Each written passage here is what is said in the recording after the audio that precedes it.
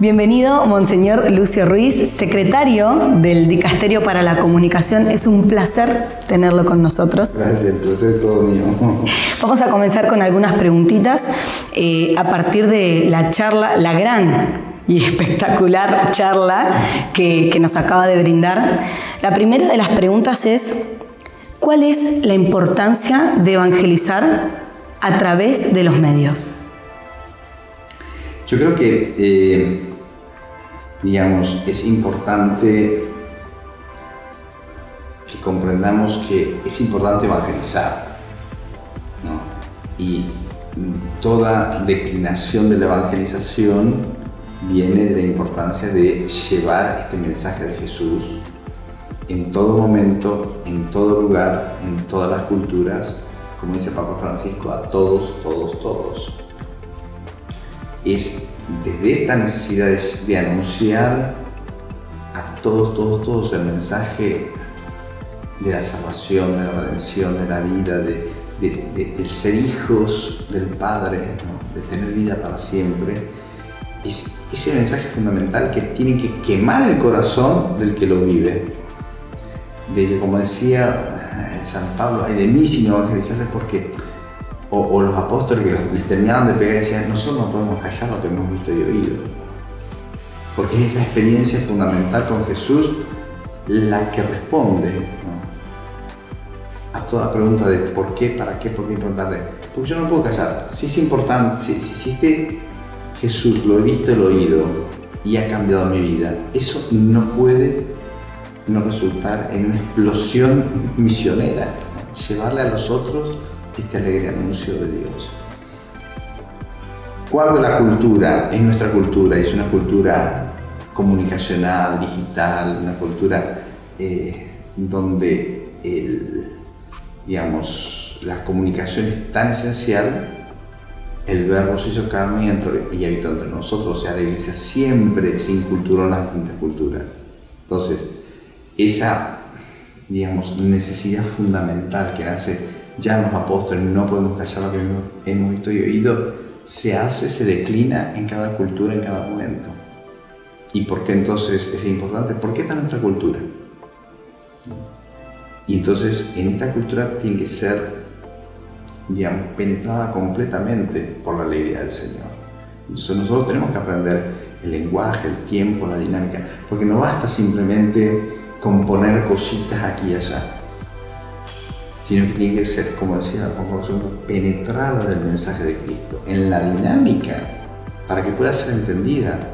Porque si nosotros nos conformamos con copiar y pegar citas del Evangelio, del Magisterio Pontificio, eso no va a llegar, porque no penetró la cultura. Nosotros tenemos que hablar en la dinámica, en el tiempo, en el espacio, en la forma, en la narrativa, como lo hacía Jesús.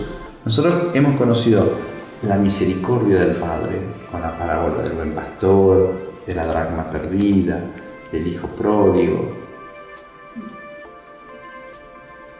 Ahí hemos conocido la misericordia del Padre, la ternura del Padre. Nosotros tenemos que hablar el lenguaje de nuestra época para que puedan conocer la ternura de Dios. Padre, usted acaba de nombrar la cultura digital, que es una palabra relativamente nueva, ¿sí?, en esta era. Y la realidad es que en las comunidades no es fácil insertar este nuevo paradigma que es la cultura digital.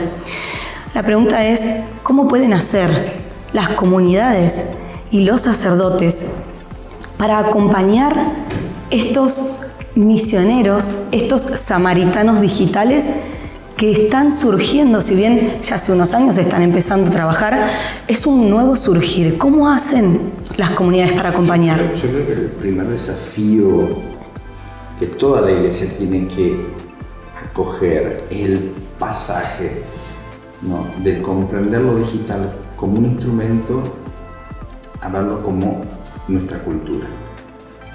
Porque si el aparatito, ¿no?, o sea, si identificamos lo digital, la problemática, la gran problemática del desafío digital a un aparato, entonces lo reducimos a la producción de algo. Tengo que producir la foto, el Instagram, lo que sea, una producción. y está reservado al especialista, que venga el técnico y lo haga porque lo sabe hacer mejor.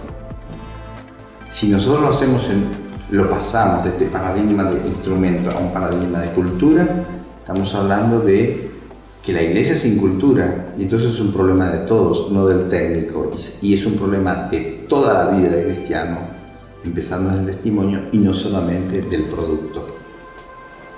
Entonces, ¿cómo se hace? O sea, lo primero es pasar, ¿no? Dejar el prototipo de lo digital como un instrumento e ir a lo digital como nuestra cultura. Porque ahí vamos a empezar a pensar distinto y vamos a tomar los desafíos propios de cómo evangelizar la cultura digital, cómo misionar la cultura digital. Y ahí las ideas surgen solas, porque se insertan en el grande flujo misionero de toda la iglesia. No tenemos que inventar la rueda, tenemos que descubrir el amor. ¡Wow! Hermoso. Y en esta cultura digital que hay que insertarla, no todo es color de rosas, no todo es fácil. Como lo sabemos, todo lo que surge también tiene sus pequeños palos en la rueda y a veces son los mismos que la están generando, ¿no? Usted en la charla nombró esta sacristía virtual, este encierro virtual que se generó así en la iglesia, así conservadora y por ahí de tiempos un poco más antiguos, también puede estar generándose ahora. Entonces, ¿cómo podemos hacer para darnos cuenta que estamos generando una sacristía virtual y cómo huir de ahí? Yo creo que los primeros que trataban de hacer sacristía fueron los apóstoles en la transfiguración. O sea, en la transfiguración dijeron, qué bien que estamos acá, hagamos 3 carpas y nos quedamos acá. Y Jesús se dio cuenta de esa sacristía, primera sacristía, y dijo, bueno, acá se terminó y ahora hay que salir, ¿no? Digo, es la tentación de siempre, estamos bien, nos encontramos bien entre los que estamos, hacemos cursitos, hacemos encuentros, hacemos retiros y siempre para nosotros, y estamos entre nosotros, ¿no? Y alguno que se juntó, ¿no? Que un poquito, bueno, y estamos ahí. Y nos acostumbramos a eso. Estamos bien y hacemos otro encuentro, y hacemos otro qué sé yo, y siempre estamos entre nosotros. Y seguimos estando bien, ¿no? Y no nos damos cuenta que nos quedamos con todo el resto, dejamos todo el resto en el camino.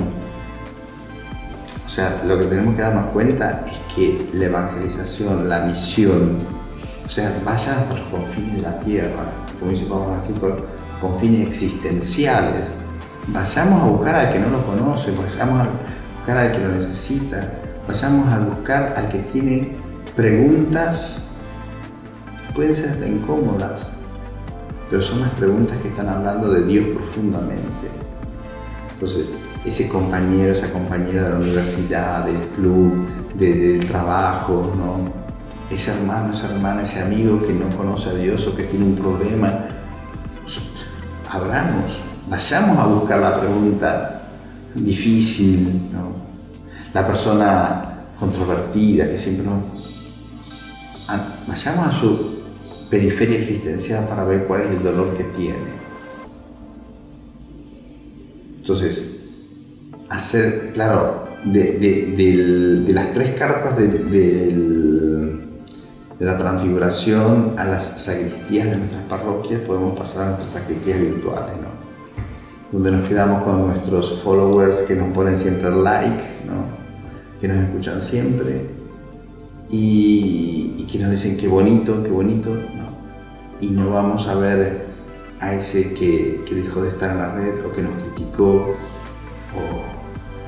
o abrir nuevas redes o nuevas cosas con otro lenguaje, con otra narrativa, con la narrativa de ellos.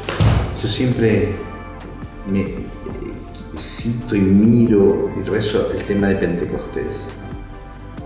Antes de Pentecostés, Juan 20 dice, y los apóstoles estaban encerrados, estaban reunidos, pero estaban encerrados por miedo. El Pentecostés, ¿qué cosa hace? Llega y hace que ellos salgan, prediquen y todos le entiendan. Salen, predican y les entienden. No solo que predican, sino que les entienden. El signo del Espíritu Santo es tener el coraje, ir a los otros y que te entiendan. No hacer tu precioso videíto, precioso, y ahí, ¿qué pasó? Pasó lo que pasó y no te enteraste. Tenés que verificar que te entiendan, hacerte entender. ¿Para qué? Para que entiendan el único gran mensaje que es Jesús. Entonces, ¿cómo hacer? Enseñar, ¿no?, a vivir el Pentecostés cada día, para anunciar el mensaje de Cristo en el lenguaje de nosotros. Padre, es un placer escucharlo, haberlo escuchado, y para Renova es un placer caminar juntos en esta misión, en esta samaritaneidad de lo digital. Es un placer tenerlo como pastor de acompañamiento en este camino que no es fácil, pero es un poco más llevadero cuando caminamos juntos, así que es un placer. Claro. Es un placer y muchas gracias por el espacio. Adelante, vayan. Gracias.